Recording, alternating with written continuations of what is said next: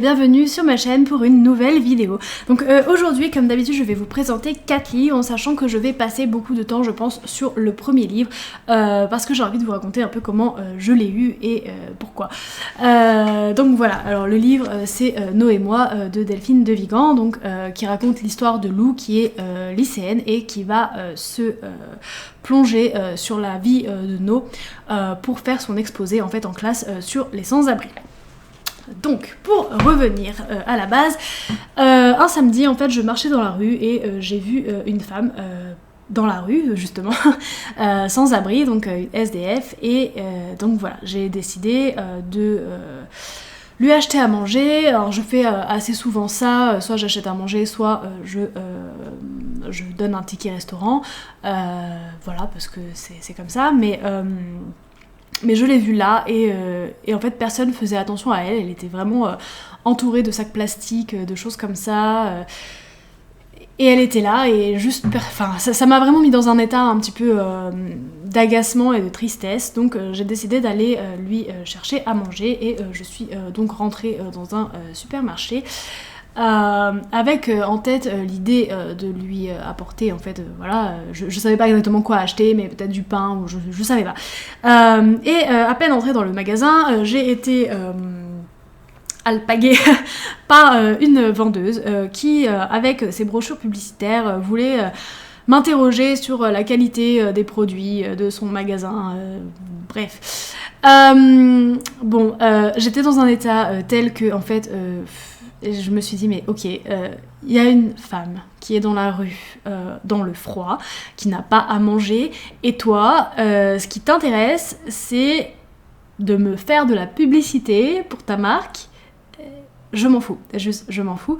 Donc je ne lui ai pas dit comme ça, mais très honnêtement, je lui ai fait remarquer que oui, allez hop que oui, là j'étais pas là du tout pour répondre à ces questions et que en fait je voulais juste acheter à manger pour une dame qui était dans la rue. J'ai pas trouvé ce que je voulais, donc je suis ressortie, j'ai été chez un petit commerçant à côté qui m'a vendu de la soupe bien chaude et du vin chaud, et j'ai amené tout ça à la dame. Et je me suis accroupie pour lui parler parce qu'elle était vraiment hachie par terre, et puis enfin vraiment son haut, on voyait son épaule, elle était rougie par le froid, enfin vraiment elle était vraiment en haillons, enfin ça m'a vraiment fait mal au cœur.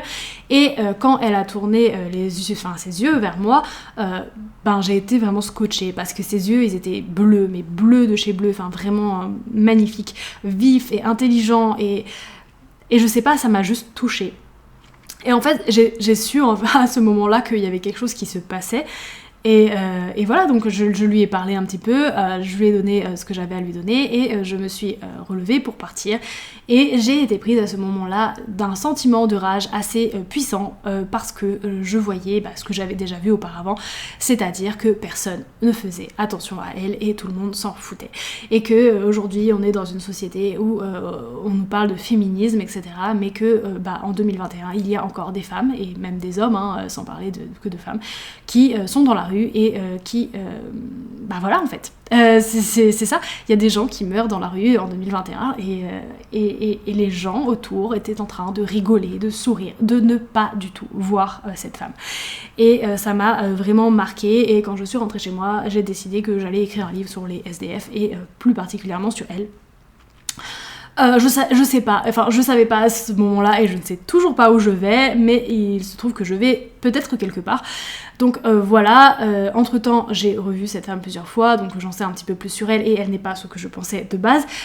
J'ai revu pas mal de mes idées reçues en fait sur les sans-abri, etc. J'ai appris pas mal de choses depuis, mais pour revenir à ce livre-là, pourquoi est-ce que je l'ai pris ? Parce que quand j'ai décidé d'écrire ce livre, donc je me suis dit, j'ai le soleil qui tape là, je me suis dit, en fait je connais presque rien sur les SDF, donc je vais essayer de trouver un essai. Donc j'ai été d'abord dans une grande librairie qui fait 2 étages, et avec le 2e étage vraiment c'est des essais sur plein de sujets, philosophie, sociologie, économie, société, blabla. Et j'ai commencé à regarder au rayon où normalement il y aurait dû y avoir des livres sur les SDF, et je n'ai trouvé que 3 thèmes récurrents, à savoir le féminisme, l'orientation sexuelle et l'identité sexuelle. pas de livres sur les SDF. Donc je sais que ces sujets sont à la mode et très honnêtement, je suis pour qu'on en parle, hein. Mais ça m'a un peu choquée quand même parce que pas de livres sur les SDF. Donc je me dis, bah c'est peut-être moi, j'ai pas regardé au bon endroit, donc je vais demander à la vendeuse. Et je demande à la vendeuse qui me regarde avec un air de dire mais dit. Et elle me dit non, on n'a pas ça ici. D'accord, donc vous êtes une librairie généraliste qui sur 2 étages. Et vous n'avez pas d'essai sur les SDF alors qu'il y a des centaines de gens qui meurent dans la rue tous les ans. Voilà. Pourquoi ? Enfin, juste pourquoi ? Donc, j'ai été un petit peu agacée et ma colère n'a pas décru en fait parce que à chaque fois que j'ai fait des librairies dans la journée et j'ai dû faire... doucement. J'ai dû faire une bonne partie des librairies de ma ville, et bien à chaque fois, il n'y avait pas de livres sur les SDF. Donc voilà. Donc on me disait non à chaque fois et j'étais un petit peu désespérée et en colère par rapport à ça parce que justement, je ne trouvais pas ça normal. Bref, j'ai fini par arriver dans ma librairie, que je dirais c'est un peu ma librairie préférée parce que j'aime beaucoup comment sont positionnés les livres et en plus la libraire est très à l'écoute. Donc voilà, elle m'a dit je n'ai pas de livre essai sur les SDF, mais par contre j'ai ce livre-là qui est un roman et qui parle donc de Lou qui fait son exposé sur une SDF qu'elle a rencontrée dans la rue, donc No. Et donc c'est de Delphine de Vigan aux éditions Le Livre de Poche. Et donc je me suis dit bah ok, c'est mieux que rien, commençons par là et voilà. Donc j'ai fait ça. Et donc effectivement, No et moi de Delphine de Vigan, c'est un livre que j'ai beaucoup aimé, et notamment parce qu'il se rapproche de ce que je suis en train de faire, à savoir des sortes de témoignages de cette femme que je revois de temps en temps, et donc c'est une sorte de relation. Là on est sur une narration à la première personne, donc forcément c'est aussi assez prégnant, et ça raconte vraiment cette histoire d'amitié et le lien de confiance qu'il va y avoir entre No et Lou. Et voilà, et c'est vraiment très intéressant, et notamment pour les réflexions que se fait Lou, en sachant que Lou, elle est au lycée, elle a 13 ans, et en fait, elle est HPI, donc haut potentiel intellectuel, donc pour le mot un peu le plus employé, elle est surdouée en gros. Et donc elle se fait énormément de réflexions sur ça. Et je surveille mon chat parce que... Allez, pousse-toi. Voilà. Elle se fait énormément de réflexions sur, déjà quand elle parle avec No, parce qu'au début elle l'invite dans un café et No commence un peu à lui parler d'elle, tout ça. Et donc, donc elle dit, elle n'aime pas parler d'elle, elle le fait à travers la vie des autres, ceux qu'elle croise, ceux qu'elle suit. Elle raconte leurs dérives et parfois leurs violences. Elle parle des femmes, elle précise pas des clochardes, non, pas des timbrés. Elle dit... Note bien ça, Lou, avec tes mots. Des femmes normales qui ont perdu leur travail ou qui se sont enfuies de chez elles, des femmes battues ou chassées, qui sont hébergées en centre d'urgence ou vivent dans leur voiture. Des femmes qu'on croise sans les voir, sans savoir, logées dans des hôtels miteux, qui font la queue tous les jours pour nourrir leur famille et attendent la réouverture des restos du cœur. Donc voilà, en fait, No, elle décrit vraiment cette vie-là des femmes SDF. C'est vraiment assez particulier sur les femmes. Et d'ailleurs, ça me correspond pas mal parce que justement, moi, j'ai vraiment... mon livre, c'est vraiment sur plutôt les femmes SDF parce que je sais qu'il y a énormément de modes sur le féminisme en ce moment, mais que en fait il y a des femmes qu'on ne voit pas. Alors déjà que les SDF on les voit pas, mais alors les femmes SDF c'est même pas la peine quoi. Enfin ça m'agace un peu en vrai, le sujet est un peu brûlant pour moi en ce moment, donc voilà. Et donc justement il y a des passages qui parlent là de cette invisibilité des SDF. Donc ça dit: il y a cette ville invisible, au cœur même de la ville. Cette femme qui dort chaque nuit au même endroit, avec son duvet et ses sacs, à même le trottoir. Ces hommes sous les ponts, dans les gares, ces gens allongés sur des cartons ou recroquevillés sur un banc. Un jour, on commence à les voir, dans la rue, dans le métro. Pas seulement ceux qui font la manche, ceux qui se cachent. On repère leurs démarches, leurs vestes déformées, leurs pulls troués. Un jour, on s'attache à une silhouette, à une personne, on pose des questions, on essaie de trouver des raisons, des explications. Et puis on compte, les autres, des milliers, comme le symptôme de notre monde malade. Les choses sont ce qu'elles sont. Alors ça, c'est vraiment une phrase mise entre guillemets parce que c'est souvent ce que les adultes répondent quand elles posent des questions en mode tu te prends trop la tête, les choses sont ce qu'elles sont. Voilà. Et elle dit, mais moi, je crois qu'il faut garder les yeux grands ouverts pour commencer. Et effectivement, quand vous commencez à vous interroger, à vous interroger sur la question des SDF, vous vous rendez compte qu'il y en a beaucoup. Et moi je le savais déjà un peu avant de rencontrer la dame, mais à chaque fois que je vais au travail, il y a toujours un homme là qui est debout et en fait il marche, il est pas dans la rue, il fait pas la manche, et d'ailleurs elle non plus, hein, elle demande pas du tout de l'argent. Mais je sais qu'il est sans abri parce que je le vois tous les jours ici, parce que il prend l'eau de la fontaine pour pouvoir se laver, il se coiffe les cheveux dans la rue, et enfin c'est dans un parc en fait, mais... Et je sais en fait qu'il a pas d'abri, qu'il a nulle part où aller, mais il est pas là à faire la manche, c'est juste il est là, et si vous passez juste une fois ici, vous le remarquerez peut-être pas, vous vous direz ah, c'est quoi ce crado là, voilà, il s'est peut-être bourré la gueule la veille et là en fait il est là, mais en fait c'est vraiment en regardant, en observant que vous vous rendez compte qu'en fait les SDF il y en a beaucoup, et voilà, et c'est pour ça aussi que j'aime beaucoup ce livre, parce que il met en lumière des choses que moi-même j'ai constatées en justement m'intéressant à ce sujet. Donc en fait il y a aussi des passages, alors ça j'aime beaucoup parce que c'est très fréquent ce genre de pensée chez moi, mais bref. Et donc en fait c'est Lou qui dit, enfin elle le pense en fait, on est capable d'envoyer des avions supersoniques et des fusées dans l'espace, d'identifier un criminel à partir d'un cheveu ou d'une minuscule particule de peau, de créer une tomate qui reste 3 semaines au réfrigérateur sans prendre une ride, de faire tenir dans une puce microscopique des milliards d'informations. On est capable de laisser mourir des gens dans la rue. Comme quoi on est capable vraiment de faire des choses tellement techniques, tellement belles, tellement particulières, mais aussi on est capable de faire des choses horribles. Et voilà, c'est des moments comme ça, il y en a plusieurs, plusieurs fois dans le livre, hein, en fait, où elle met en relief ça. Et ouais, vraiment, ça m'a vraiment touchée. Et donc en fait elle parle aussi de la violence, et là c'est pareil, c'est une constatation très intéressante je trouve, où elle dit avant de rencontrer No, je croyais que la violence était dans les cris, les coups, la guerre et le sang. Maintenant je sais que la violence est aussi dans le silence, qu'elle est parfois invisible à l'œil nu. La violence est ce temps qui recouvre les blessures, l'enchaînement irréductible des jours, cet impossible retour en arrière. La violence est ce qui nous échappe, elle se tait, ne se montre pas. La violence est ce qui ne trouve pas d'explication, ce qui à jamais restera opaque. Donc voilà, c'est une autre vision de la violence, parce que en fait, les personnes qui sont sans abri, elles ont de la violence tous les jours. Et je vais bientôt tourner aussi une vidéo sur le livre Les étincelles invisible de Elle McNicol qui parle de l'autisme, et pareil en fait quand vous êtes autiste, eh bien vous avez une sorte de violence de la part des autres qui ne comprennent pas exactement ce que c'est et qui vous rejettent parce que vous êtes différent, et il y a énormément en gros de formes de violence, donc c'est ça. Et en plus donc d'être cette histoire là entre No et Lou, il y a derrière un fond de famille assez dysfonctionnel, à savoir que la mère de Lou a perdu la petite sœur de Lou, donc Thaïs, et que depuis sa mère est totalement incapable de l'aimer correctement, de vivre en fait simplement, et elle est comme absente.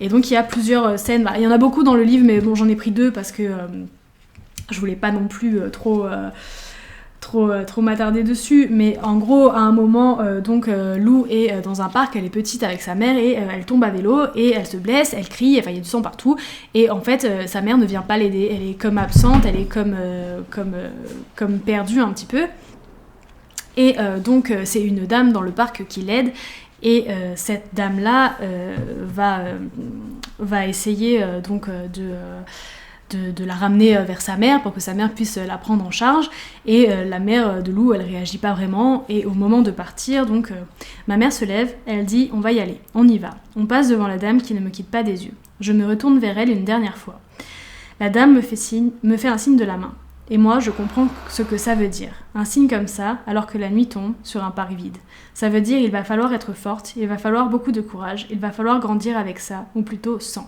Je marche à côté de mon vélo, dans un bruit sec, le portillon se referme derrière moi.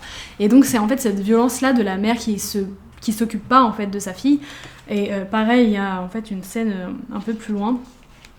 Ma mère sort de la salle de bain, elle a dû m'entendre crier. Elle nous rejoint dans le salon, enveloppée dans un peignoir en soie. Elle a coiffé ses cheveux. Mon père lui annonce la couleur en quelques mots. Ma mère se tait. Je voudrais qu'elle me prenne dans ses bras, qu'elle caresse mon front, mes cheveux, qu'elle me serre contre elle jusqu'à l'apaisement des sanglots, comme avant. Je voudrais qu'elle me dise « Ne t'en fais pas » ou bien « Maintenant je suis là ». Je voudrais qu'elle embrasse mes yeux mouillés. Mais ma mère reste debout à l'entrée du salon, les bras le long du corps. Donc voilà, c'est vraiment cette violence-là de la mère à l'enfant, surtout que comme Lou est HPI, elle est aussi hypersensible, et en fait ça la détruit petit à petit, en fait, de voir sa mère comme ça, de voir que sa mère ne prend pas soin d'elle, et en plus comme elle a une certaine maturité, c'est encore pire. Et donc il y a aussi, au-delà de la relation avec No, la vie de la SDF, comment Lou va essayer de l'aider, il y a aussi cette relation familiale qui est un petit peu dysfonctionnelle derrière. Et après, il faut savoir que c'est pas un livre feel good qui se termine super bien, c'est-à-dire que voilà, il faut être un peu préparé à la fin, c'est pas une happy end quoi, enfin c'est particulier. Donc voilà, et donc j'ai lu ce livre sur recommandation de ma libraire, et c'était d'ailleurs très bien. Entre-temps, je me suis procuré Mes années barbares de Anne Lorient. Je rigole parce qu'il y a mon compagnon qui est rentré et il essaye de pas faire de bruit, c'est rigolo. Et donc voilà. Donc ça parle donc de la vie de Anne Lorient qui, elle, a été dans la rue pendant 15 ans. Et donc en fait, elle raconte sa vie, et je pense que ça sera... c'est un livre documentaire, et je pense que du coup ce sera vraiment assez intéressant. Donc je vous ferai un retour quand je l'aurai lu. Ensuite, donc celui-là je vais un petit peu m'étendre, mais pas non plus trop, parce que c'est vraiment un livre un petit peu... comment dire, c'est vraiment une sorte une vie qui est racontée par l'autrice elle-même, c'est-à-dire Élodie Font, sa vie, de comment elle a découvert son homosexualité, comment elle a réussi à l'accepter. Et donc le livre s'appelle Coming In, et il a été dessiné par Carole Morel, et il y a dans ce livre de superbes illustrations. Je vais vous en montrer plusieurs, mais déjà rien que pour l'introduction un petit peu. Donc voilà, des dessins comme ça, très jolis. Je peux vous montrer un peu, voilà, comme ça, c'est super beau. Donc c'est ça, c'est vraiment l'histoire d'Élodie qui va se rendre compte qu'elle est homosexuelle, alors qu'elle, en fait, elle rêvait. Voilà, il y a une image qui me fait trop rire. C'est hétéroland, donc elle se voyait mariée avec un homme, mère de 2 enfants, avec un chien et une maison, et pas du tout. Et ce qui est assez rigolo dans ce livre, c'est que tous ses amis lui disaient mais Hello, t'es homo, arrête, enfin voilà, on sait bien qu'elle te plaît, bidule, enfin voilà. Et c'est vraiment comme ça, et on a des scènes où justement c'est les premières fois où elle se rend compte qu'elle a un peu de désir pour les femmes. Elle est devant la télé et elle voit une actrice dont elle a complètement oublié le nom depuis, et il y a quelque chose vraiment qui se met en branle en elle. Et ce qui est terrible avec ça, c'est que, étant donné que la société éduque un peu pour voilà, un papa et une maman, et voilà, elle refoule en fait. Et donc on a cette scène là où elle est dans les escaliers avec son sentiment dont elle ne sait pas quoi faire. Et elle dit c'était la première fois que c'était là, diffus, vaguement gênant, l'impression que quelque chose en moi s'était déplacé, comprendre sans comprendre qu'il ne fallait pas l'éprouver, ni maintenant ni plus tard, que c'était trop dangereux. Je ne me suis pas autorisée à le ressentir, mon corps et mon esprit ont immédiatement cherché à étouffer ce sentiment naissant. Je ne me suis même pas autorisée à l'écrire dans mon journal, aucune trace de cette nuit-là. Pendant longtemps, j'ai manqué de mots. Donc voilà, c'est ça. C'est que en fait elle a complètement étouffé ses sentiments, et qu'elle est restée longtemps dans le déni, en mode mais non, moi j'aime les hommes, etc. Sauf que en fait quand elle a essayé d'avoir des relations sexuelles avec des hommes, ça s'est très mal passé, c'est-à-dire que elle n'arrivait pas, hein, simplement on a des images assez terribles où en fait le couple est un peu en péril, parce que à chaque fois qu'ils essayent, elle a mal au ventre, elle a des crampes, son vagin est complètement verrouillé, et il peut rien se passer en fait entre eux. Et donc en fait elle ne désire pas, simplement elle désire pas du tout les hommes, et donc ça crée aussi chez elle des sentiments assez angoissants et assez malaisants, parce que en fait elle dit mais je suis pas normale, je suis frigide, je suis bizarre, enfin il y a un truc qui cloche avec moi, je suis vraiment pas faite pour ça, etc. Et d'ailleurs on a une image qui est géniale, c'est celle-là où elle nous dit si jamais vous avez un jour besoin d'une excuse pour ne pas coucher avec quelqu'un, appelez-moi, j'ai du stock. Donc là en fait c'est une pluie de toutes les excuses qu'elle a balancées sur son pauvre petit ami qui en fait ne savait pas quoi faire parce qu'il comprenait pas. Et donc on a j'ai mal au ventre, j'ai une tendinite au poignet, j'ai mes règles, j'ai une mycose, j'ai vu un chat écrasé, je préfère faire du canoë. Enfin, regarde, il y a un petit peu tout comme ça. J'ai la phobie des préservatifs. Bon, énormément d'excuses. Et puis finalement, en fait, elle finit par embrasser une fille, et là, on voit en fait les couleurs de la chose qui sont vraiment, voilà, c'est des couleurs très pastel où en fait elle ressent pour la première fois vraiment une attirance sexuelle. Et voilà, et bon, ça s'arrête pas là parce que ensuite, en gros, elle va rompre avec sa première copine et elle va tomber dans une sorte de dépression où le mot suicide va apparaître plusieurs fois dans sa tête et elle ne va pas savoir quoi en faire. Et c'est vraiment, alors là je spoil un petit peu, mais c'est vraiment au bout d'un moment, donc elle broie vraiment du noir, hein, elle est comme ça, voilà, suicide, etc. Et au bout d'un moment, il y a un ami qui lui dit, ou une amie, je ne sais plus, mais qui lui dit mais faut que tu fasses le deuil de ton hétérosexualité. Et là, quand elle entend ces mots, en fait, elle se libère. Et là, c'est vraiment l'apothéose avec énormément de couleurs. Je suis homo, je suis lesbienne, ah. Et donc là, c'est là où elle commence à s'accepter. Alors bien sûr, la vie, c'est pas facile, et de toute façon, c'est facile pour aucun couple, etc. Qu'on soit hétérosexuel, homosexuel, bisexuel ou j'en sais rien. Il y a toujours des hauts et des bas, des rencontres bonnes, des rencontres mauvaises, mais au moins, elle a fini par s'accepter à l'intérieur. C'est-à-dire qu'elle a fait son coming out, ok, elle a dit, ok, moi, je suis lesbienne, etc. aux autres, mais il fallait qu'elle l'accepte elle-même, que ça s'intègre en fait dans la matrice, que non, elle n'était pas hétérosexuelle, que non, elle n'aurait pas un mari, des enfants, un chien et une maison, et que voilà en fait. Donc c'est ça. Et vraiment, j'ai beaucoup aimé ce livre. C'est une histoire de vie, hein. En même temps, ça apporte quelques informations quand même, hein, sur la question, mais c'est vraiment une histoire de vie. Vraiment, j'adore la texture de ce livre, j'aime beaucoup les couleurs, enfin en fait j'aime tout dans ce livre. Même les dessins sont super, enfin il y a beaucoup de couleurs, donc voilà, c'est ça, et j'ai beaucoup aimé le lire, et vraiment dès que je l'ai vu en magasin, j'ai voulu l'acheter, et j'ai vraiment résisté quand même assez longtemps, mais finalement j'ai fini par craquer. Donc les deux autres livres que je voulais vous présenter, je vais aller assez vite parce qu'il y en a un, c'est notamment un graphique avec des jolies paroles en fait, et je l'ai vu en magasin, donc c'est celui-là, L'enfant, la taupe, le renard et le cheval, de Charlie Mackesy. Et en fait ce livre raconte l'histoire d'un enfant qui est perdu et qui veut retrouver sa maison, et sur le chemin il rencontre une taupe, un renard et un cheval, et c'est vraiment très joli. Par exemple, on a là, il y a tant de belles choses à protéger, mais c'est un livre qui est pas, c'est pas vraiment, enfin c'est une histoire, mais c'est beaucoup de jolies paroles, comme par exemple, donc là c'est l'enfant qui demande au cheval, quand as-tu été le plus fort, demanda l'enfant. Quand j'ai osé montrer ma faiblesse, dit le cheval. Demander de l'aide, ce n'est pas abandonner, dit le cheval. C'est refuser d'abandonner. Et en fait, c'est plein de jolis mots. Franchement, il y a des dessins super beaux. Enfin, ça, je trouve ça super beau, la partition de musique avec le cheval. Le dos aussi est super beau là. Enfin, c'est un très très bel objet livre. Donc voilà, il y a énormément de dessins qui, moi, m'ont plu à l'intérieur, comme celui-là. En fait, c'est le cheval qui de base n'a pas d'ailes, mais là il dit en fait moi j'ai des ailes mais je les montre pas parce que les autres chevaux sont jaloux, et l'enfant il lui dit je sais pas, il lui dit donc le cheval dit j'ai un secret, dit le cheval. Qu'est-ce que c'est, dit l'enfant. Je peux voler mais je ne le fais plus parce que ça rend les autres chevaux jaloux. Et l'enfant il lui dit non, on t'aime, que tu saches voler ou non. Et en fait c'est là que ça libère un peu le cheval et qu'il montre ses ailes et qu'il les déploie, et vraiment c'est super beau. Enfin c'est assez, moi je trouve que c'est émouvant. Après je suis un peu sensible, donc voilà, mais et il y a des phrases comme ça, la haine fait beaucoup de bruit mais il y a dans ce monde beaucoup plus d'amour qu'on l'imagine. Et voilà, donc la fin comme ça, mais vraiment vraiment trop trop beau ce livre.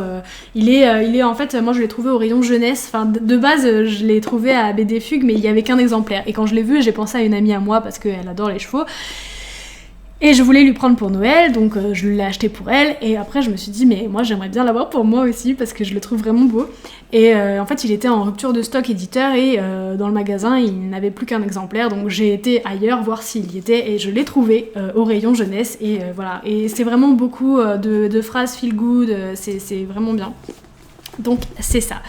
Et ensuite le dernier livre que je vais vous présenter, c'est 47 cordes, donc la première partie de Timothée Le Boucher, est vraiment magnifique, cette couverture.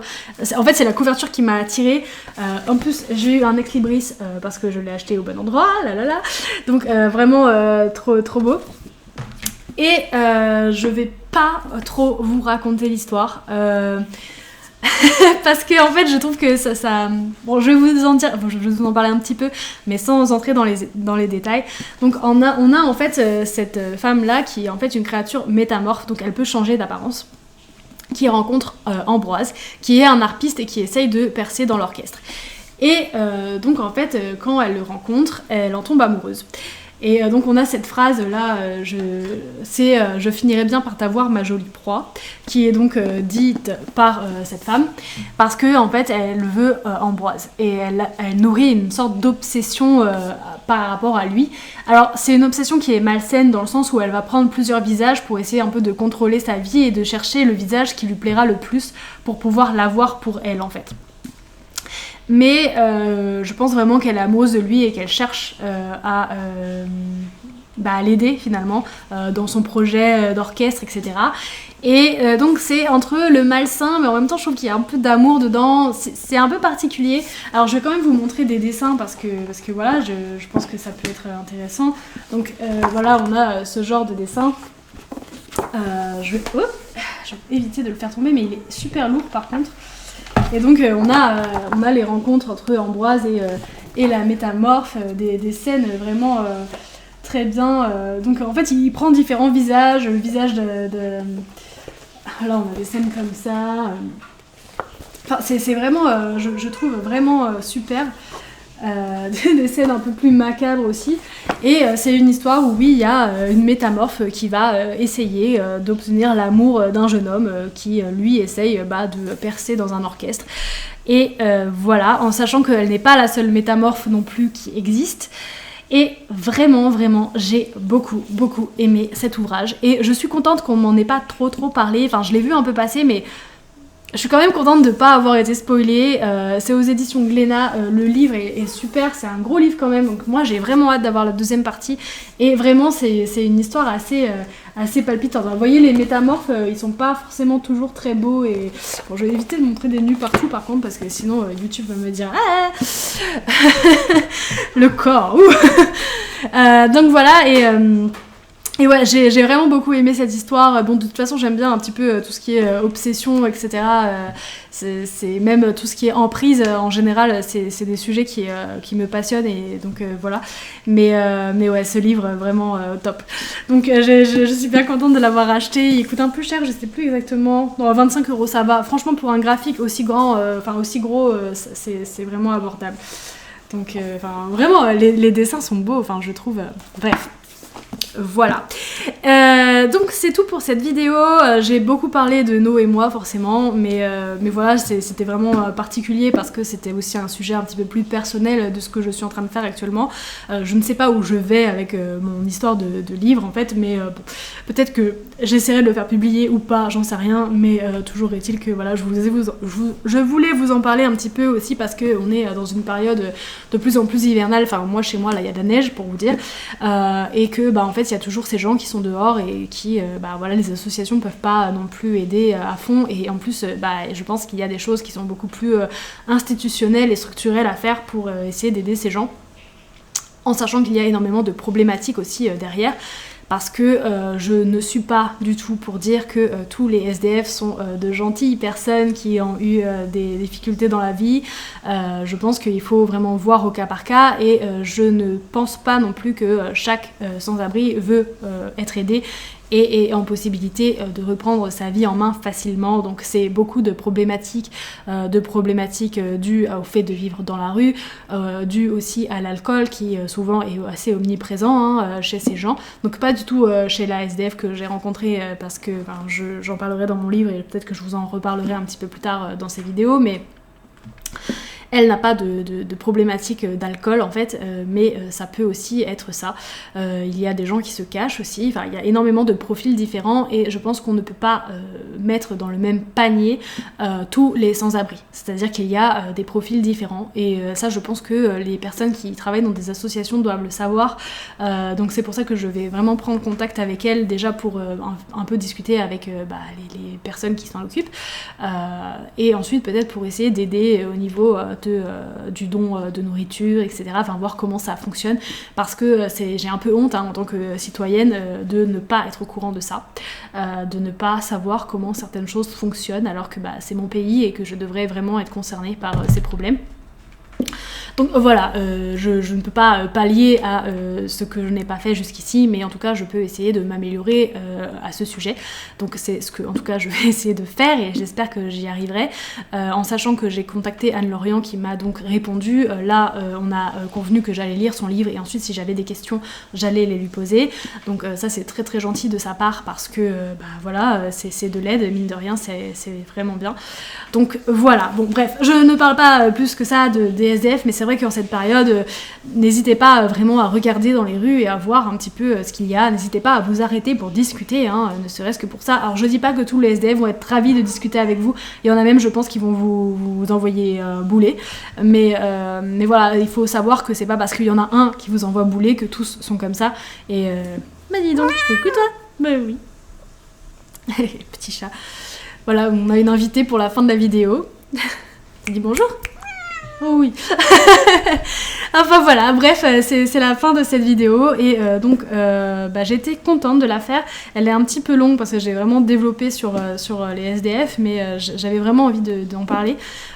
Donc voilà, n'hésitez pas à me dire ce que vous en avez pensé, si vous avez lu l'un de ces livres, et puis on se retrouvera une prochaine fois pour une prochaine vidéo. Donc bonne journée à vous, bonne soirée, à plus tard.